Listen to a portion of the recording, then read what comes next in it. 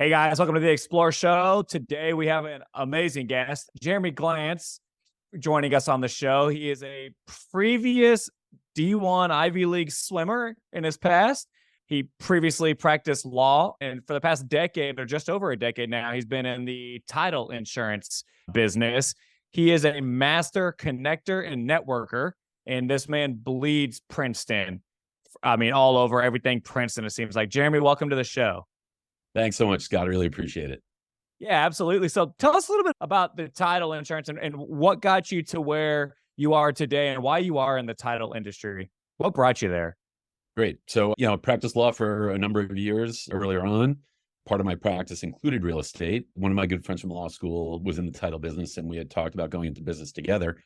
And way back around the time of the last downturn, back in 08, 09, we started talking about it more seriously. And in 2010, he left one of the big underwriters in New York City to move to an agent. And that seemed like a really good time to shift gears in my career. And it was as simple as that. He moved from a big agent from a big underwriter to an agent. And I moved with him and left my practice. And I moved on to the business side and he was on the legal side. Did you have fears or concern, I guess, when you switched out of the law? Because obviously you went to school for law. Sure. Were you kind of bored with what you were doing, or what made you want to get into the? On the one hand, a little disillusioned with the practice. It was hard. I was on my own. We were in a big downturn at the time, so business was not as good as it had been. And while there was definitely fear in making a big career move like that, if there was a good time to make a move, that was it. And it gave me the opportunity to work on different skills, my interpersonal skills on the sales side. And I was energized by that. Just pushing paper as a practicing attorney was not as fun as I thought it might have been at some point. So it was. I hear a lot of people say that. Yeah. I get a lot of attorneys. I get a lot of attorneys who tell me that I made the right move. That's awesome. Well, it seems like you haven't. I mean, you've really taken off. And, where I've met and known you a little bit more from is obviously Twitter. We met, but I know you more through the networking piece, and you are an absolute master networker, in my opinion, and connector. And one of the reasons that I wanted to bring you onto the show was to talk a little bit about what you've done in this group that you've put together. So you've got, and I won't steal your thunder, but you've got a Princeton investment group, correct? That you've put together and started over the past decade or so? Not an investment group. I want to be clear. It's a community, the Princeton Alumni Real Estate Network. Happy to tell you all about that and how and why it came about.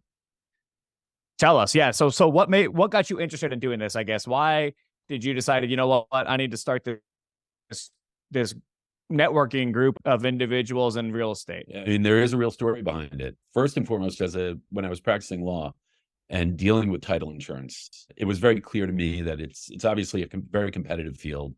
Being in New York, where there are more title people, title companies, and title agents than anywhere else, I saw how competitive it was. Title insurance is a commodity. The pricing doesn't change within your market, at least. Different states are different. But within your market, the pricing is the same. The service is going to be somewhat the same. And so you have to find a way to set yourself apart. I shifted into the title business in late 2010 to early 2011. And I happened to notice on LinkedIn one day, back when I only had 250 connections on LinkedIn, I noticed that a friend of mine was in a Cornell real estate group. And I thought I should join the Princeton real estate group. It might be helpful for my business. I looked on LinkedIn and there was none. So that very moment, I started the group, but without knowing what I should do with it and how I should do anything with it. And in fact, for a few months, I actually did nothing with it, except I invited the 4 or 5 other Princeton alums that I knew who were connected to me on LinkedIn and who worked in real estate to join the group. And they joined. And then the group sat there on LinkedIn and nothing happened. There was no, if you build it, they will come. It was build it and nothing happens. So a few months later, and now we're talking about March of 2011, I started thinking, how do I build this? And I just started searching on LinkedIn for other Princeton alumni who worked in real estate.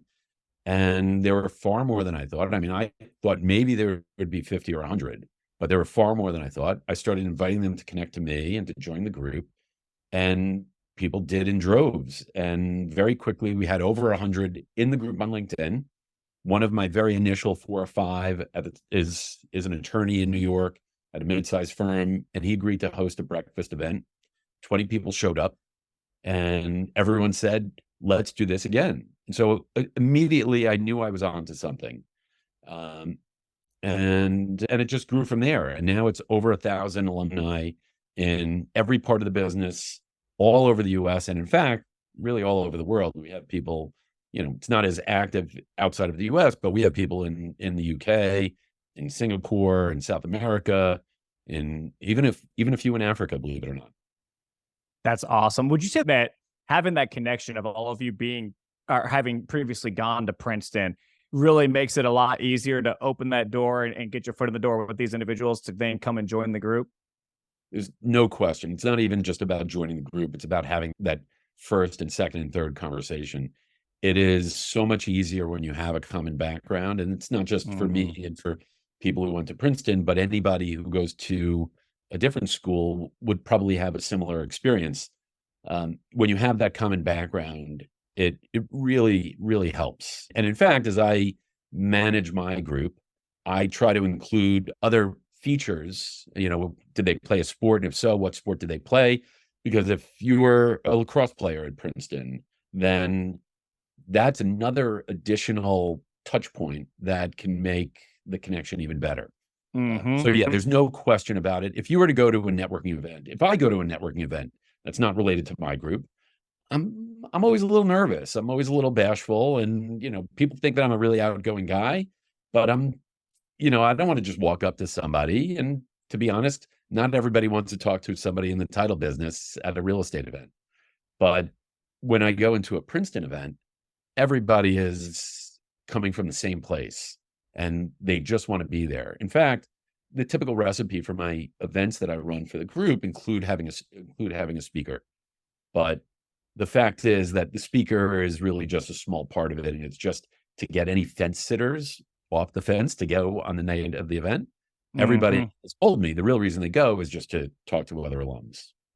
Yeah, it's crazy when you have that one little small thing that you have how easy it is to just start a conversation and then everything can flow from there.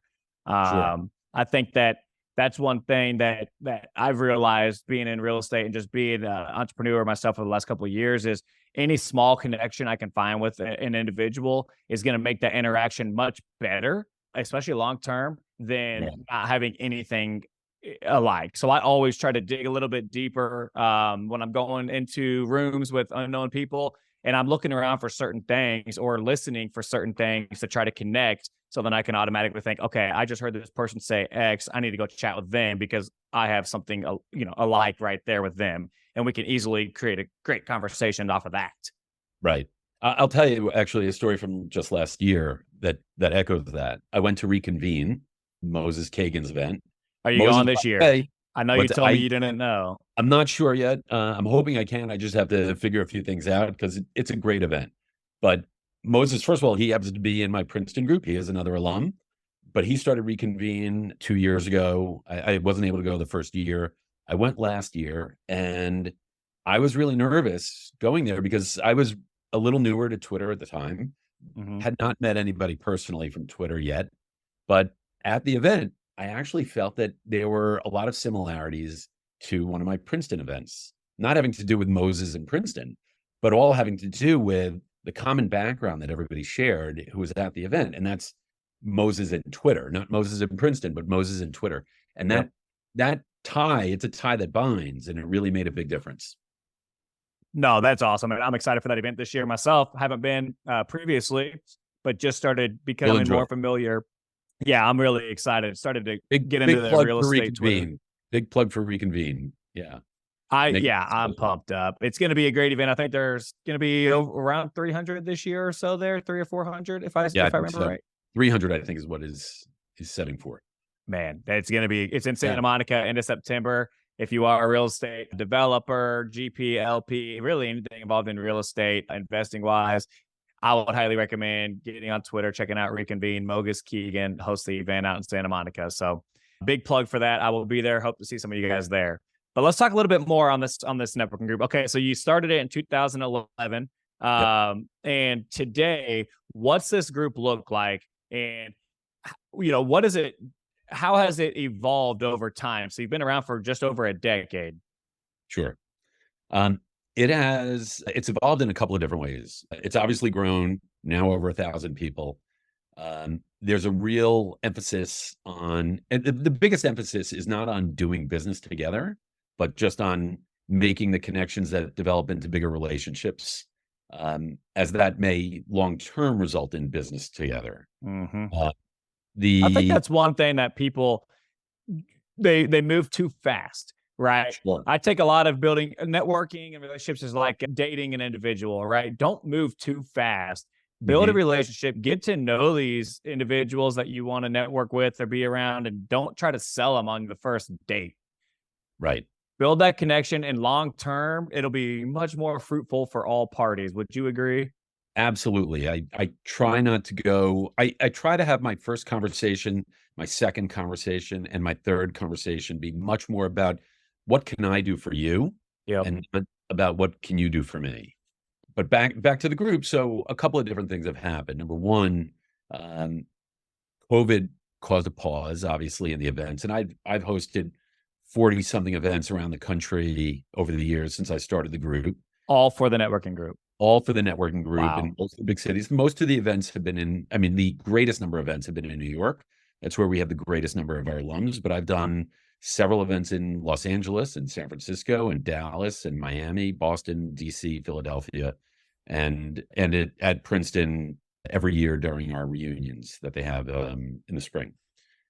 Um, COVID has allowed us to, forced us to take a pause and allowed me to look and think about how to best move forward. And while I have essentially organized every event, tapping into some local people in each market when doing events outside of New York, I realize that it's really important to have much more input and involvement from alums in each city in order to maintain better continuity and have more events and create more, more opportunities for people to get together.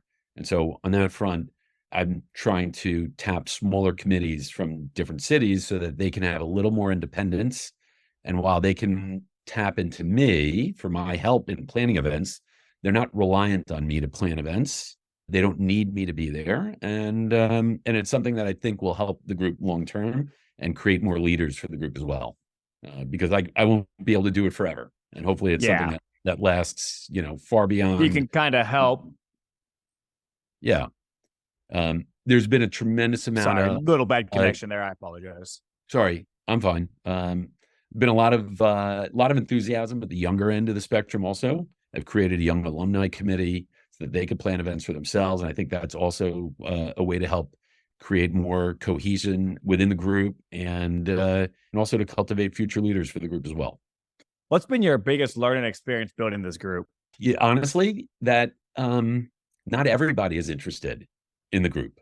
You have to understand and respect the fact that some people, they may have gone to the school and they may have, you may want everybody who's got a common connection to you to be involved and to be able to develop a relationship with, but not everybody cares. And you have to understand that and accept that. I still remember the first event that when I sent out invitations using MailChimp, and it had an unsubscribe button on it. And I was almost paralyzed before I sent the thing out because I was really worried about what if people unsubscribe? What does that mean? And I think just one or two people out of over 1,000 people unsubscribed from that. That's good numbers. First of all, it was a pretty good number. And it made me realize, you know what? If those people want to unsubscribe, they weren't going to be valuable members of the group anyway. And I respect that. They want to do their business their own way and they have their own network and that works for them and they don't need us or want us. And that's totally fine. And maybe they come back around when they continue to hear about it or people keep asking, hey, have you heard of this group? Have you done any of these events with this group? But right now might not be the right time. That's a great point. When I first started the group, I created an advisory board for a couple of different reasons. And one was because not everybody knew who Jeremy Glantz was.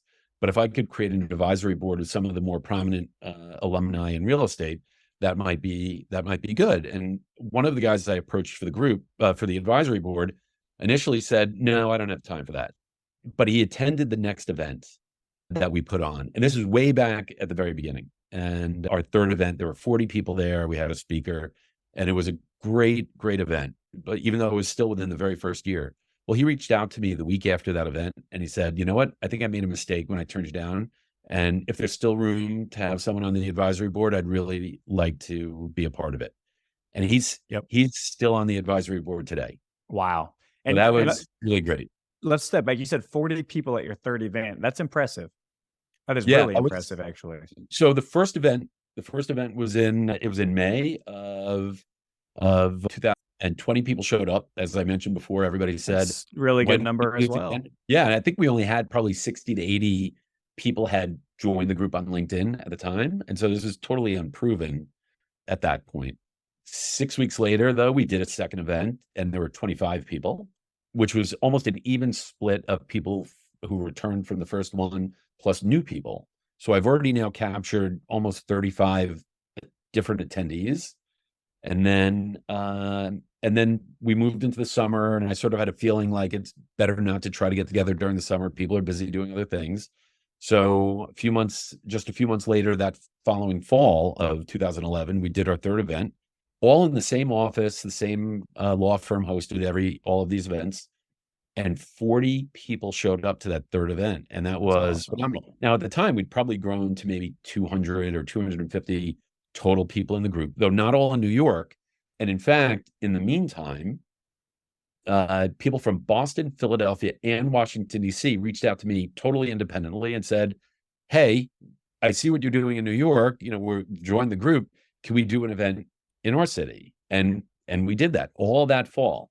So within the first 4 or 5 months, we had 6 total events, 3 in New York, 1 in DC, 1 in Boston, 1 in Philadelphia. And it's just continued to grow from there. What's the sticking sauce? So why are people interested in joining? How did you find so much growth so quickly? And how do you keep people around and excited about this group? It's number one, the continued connection with people with that common background from the same school. Mm-hmm. And, doing somewhat fairly unique, I wouldn't say fairly unique, but interesting events. Speakers, at least in New York, where we have speakers. We don't necessarily always have speakers outside of New York because the events are typically a little bit smaller. But we've had some really interesting speakers at some of the New York events, and people are intrigued by that. We have an event coming up next month, and the speaker is a guy named Mike Richter, who some people would know if they're from New York. He was the goalie for the New York Rangers when they won the Stanley Cup back in the 90s. Okay. So just having Mike Richter is a pretty cool thing. And absolutely, that I think attracts people to say yes to coming to an event, because especially if they're a Rangers fan, they want to meet Mike Richter.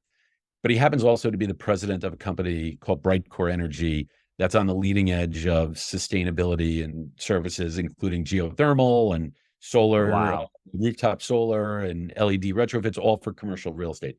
So he'll be able to he's going to talk to us about his career, what made him what he was as a hockey goalie and as a Stanley Cup winning goalie, but also how he got into sort of the real estate and real estate adjacent space where he is now.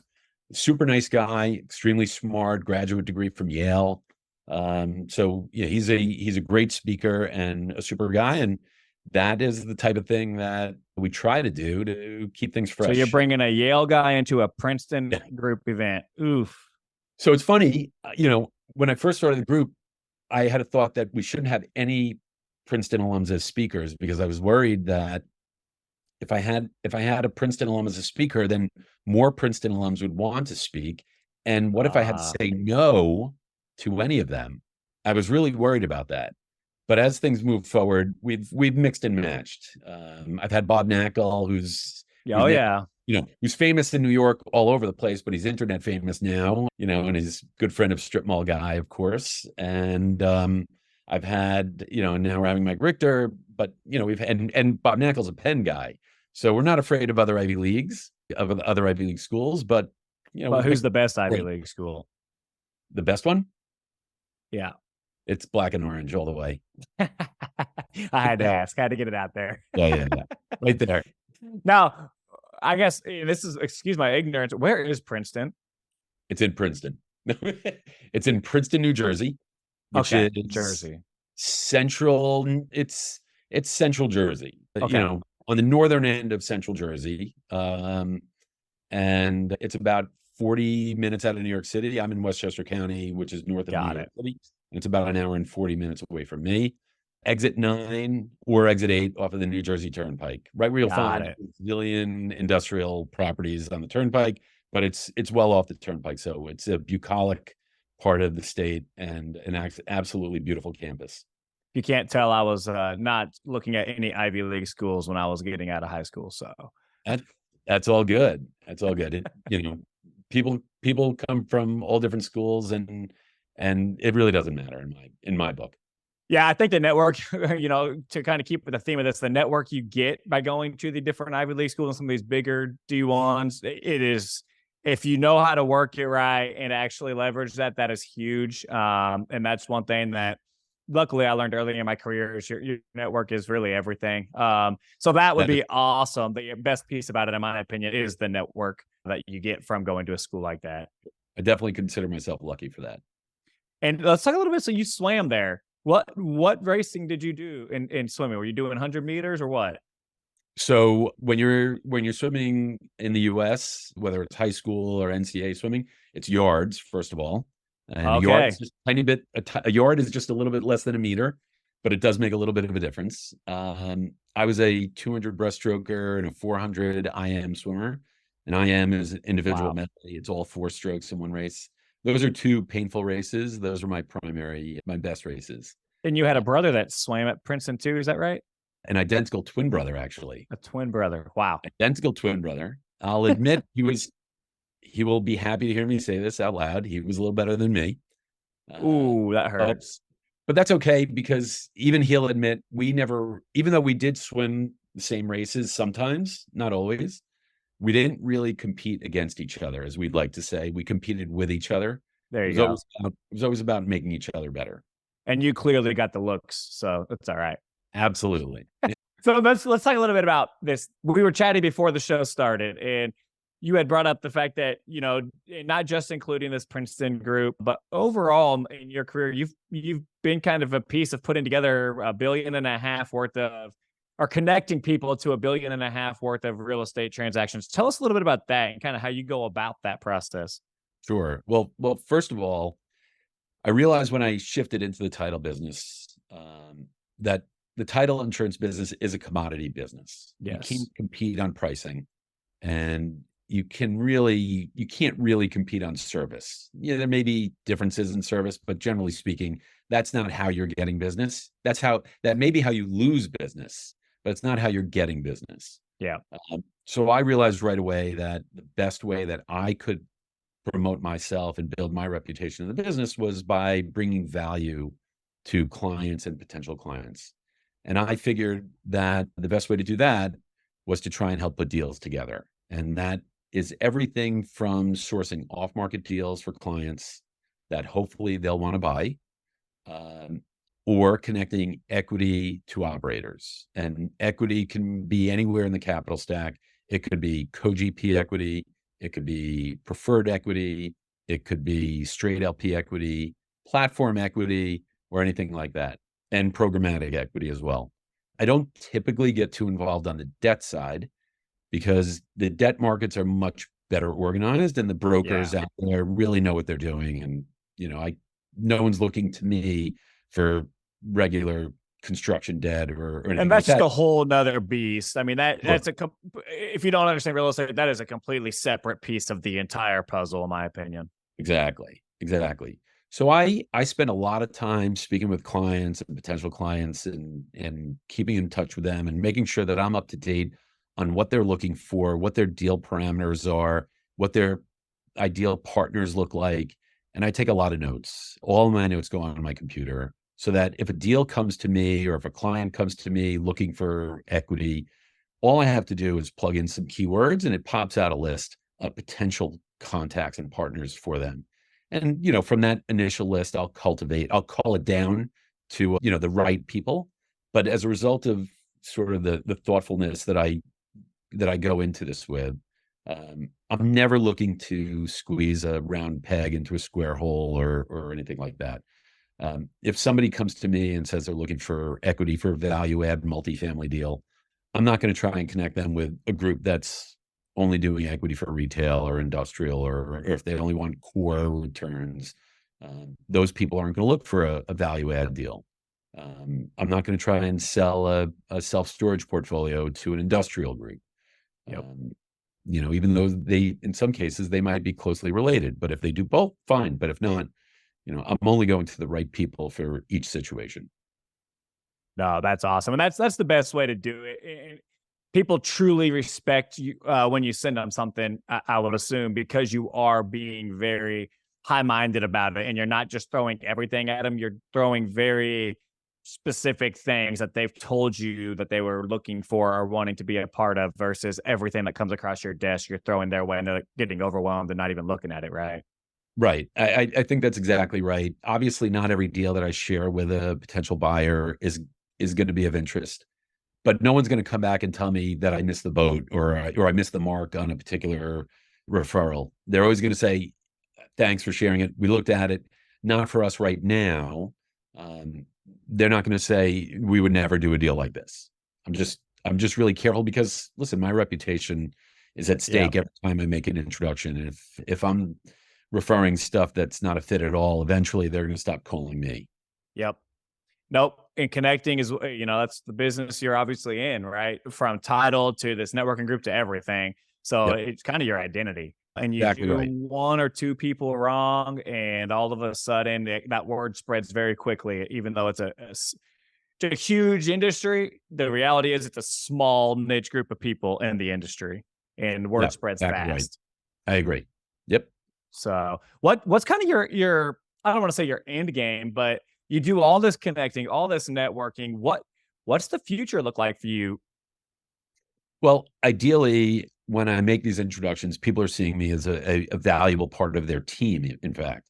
Yep. And hopefully that turns into more clients on the title insurance side. It's great to find a client who's going to do one deal for you, but it's so much better and more valuable to have a client that sees you as part of their team and they keep coming back to you for all of their business or most of their business. Listen, I also understand that title insurance is a relationship business and some people want to spread that business around depending on how big they are. And I respect that. If someone's got, a huge book of business and I'm only going to get a piece of it, Yep. as long as I get a continuous flow, that would be great. If I don't get all of it, I'm fine with that. And I'm also fine working hard for a client to make sure that they keep coming back to me and maybe give me a bigger portion of their business going forward.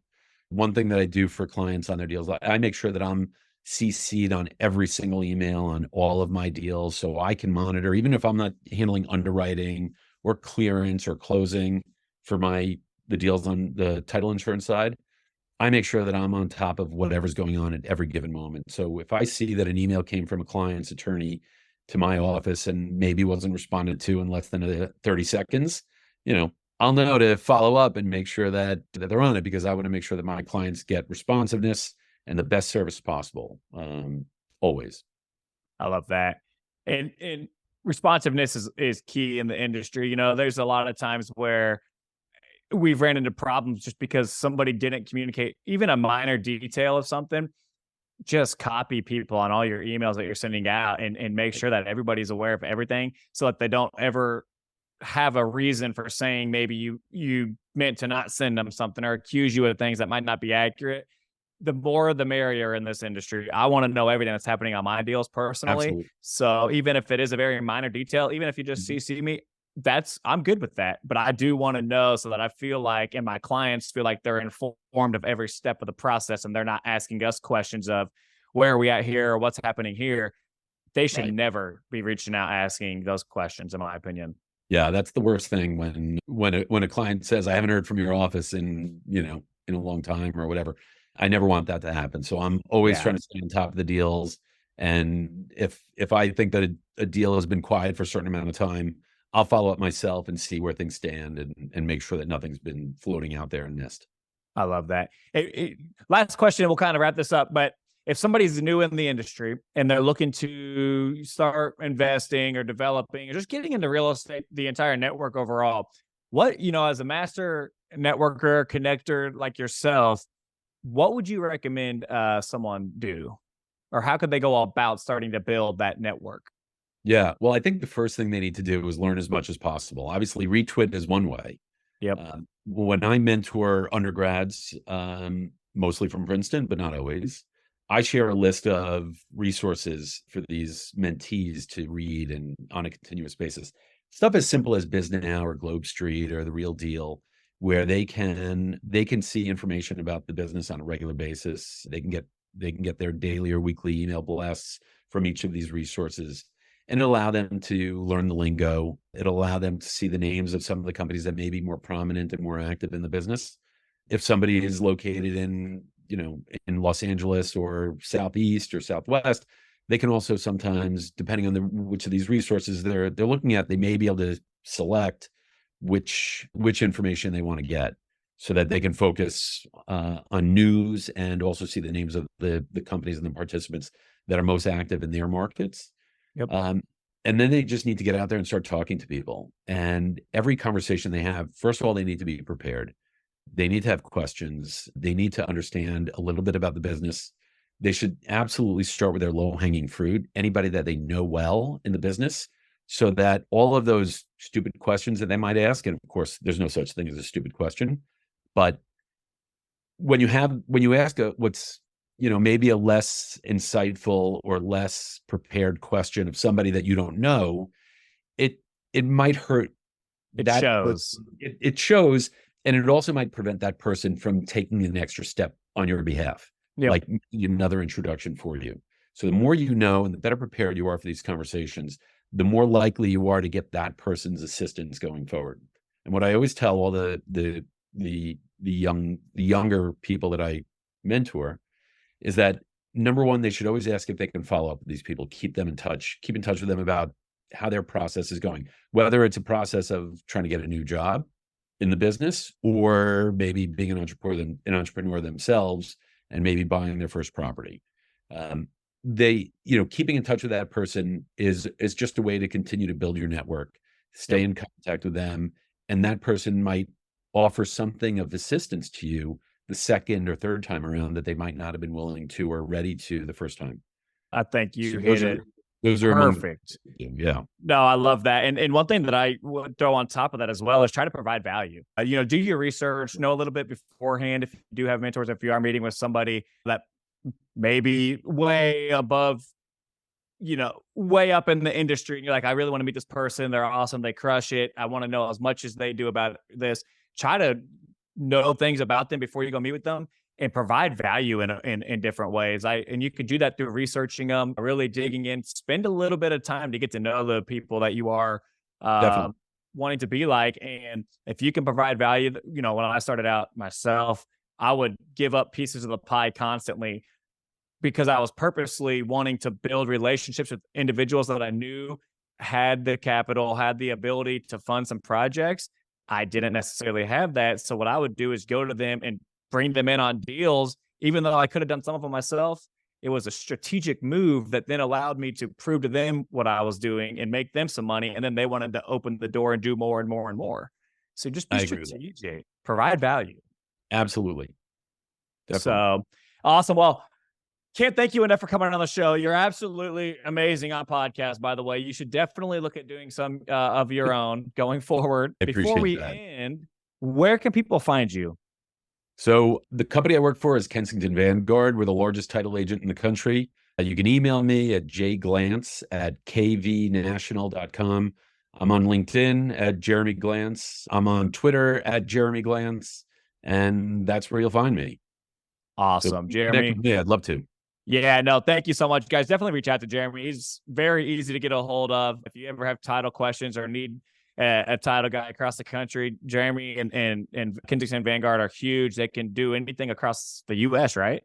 Yep, that's right. Okay. We're the largest title agent in the country. No deal is too big or too small, frankly, and we can do deals in every state. Awesome. And he's got tons of knowledge and value that he can bring to a deal. So reach out to him. Thank you guys so much for listening to the show. If you have any requests, want to hear anything in particular, please reach out, let us know. Until next time. Thanks, Scott. Really appreciate it. Thanks, Jeremy.